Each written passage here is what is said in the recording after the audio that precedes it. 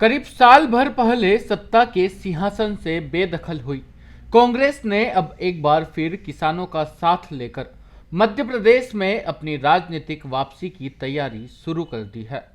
सोमवार को इसी कड़ी में प्रदेश में उबड़ खाबड़ हो चुके अपने राजनीति के खेत को जोतने और समतल करने के लिए कांग्रेस ने उज्जैन में ट्रैक्टर रैली निकाली और कृषि कानूनों के विरोध में पिछले करीब 2 महीने से दिल्ली को घेर कर आंदोलन कर रहे किसानों का समर्थन किया।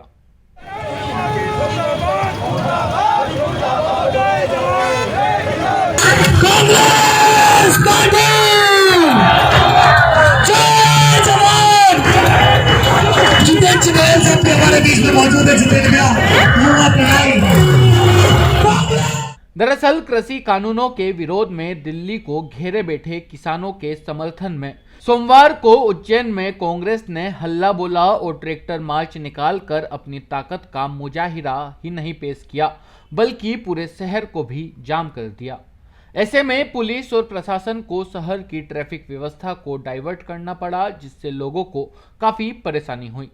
कांग्रेस की महिला नेत्रियां भी आंदोलन में पीछे नहीं रही और उन्होंने न केवल ट्रैक्टर मार्च में शामिल हुई बल्कि ट्रैक्टरों की ड्राइविंग सीट पर बैठकर आंदोलन को रफ्तार दी।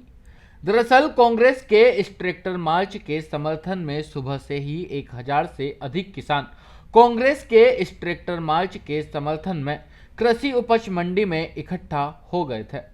इस दौरान सैकड़ों की संख्या में किसानों ने कृषि उपज मंडी से कोठी तक ट्रैक्टर मार्च निकाला और कोठी पर प्रदर्शन कर तीनों काले कृषि कानूनों को रद्द करने की मांग की।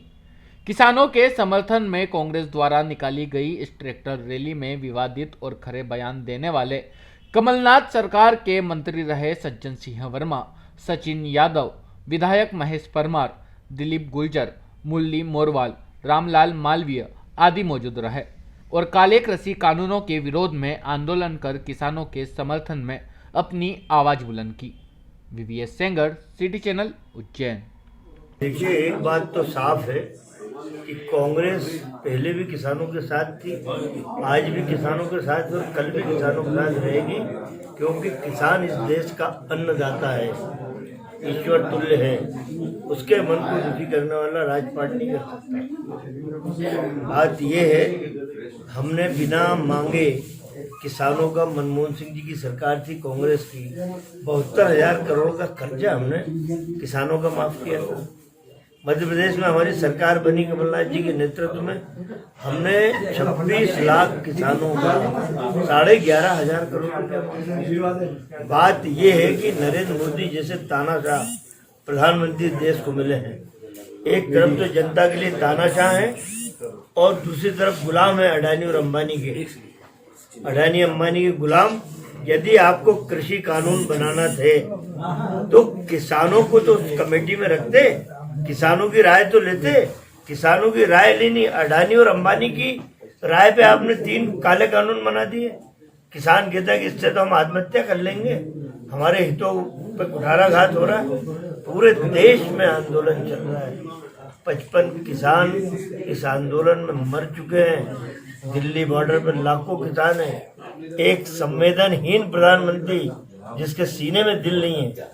ये देख रहे हैं कि हजारों की संख्या में किसान लोग आए हैं और हजारों की संख्या में ट्रैक्टर आए हैं। ये लड़ाई बीजेपी कांग्रेस की नहीं है कि लड़ाई अन्नदाता की है, किसानों की लड़ाई है और किसानों के हित में कांग्रेस पार्टी किसानों के समर्थन में खड़ी है। भारतीय जनता पार्टी हमेशा उद्योगपति के समर्थन रही है और उन्होंने पूरे भूमि का, किसानों का जो 80% किसान जो इस देश में रहते हैं उस पर किस प्रकार उद्योगपतियों का कब्जा हुआ, इसकी पूरी साजिश है भारतीय जनता पार्टी की।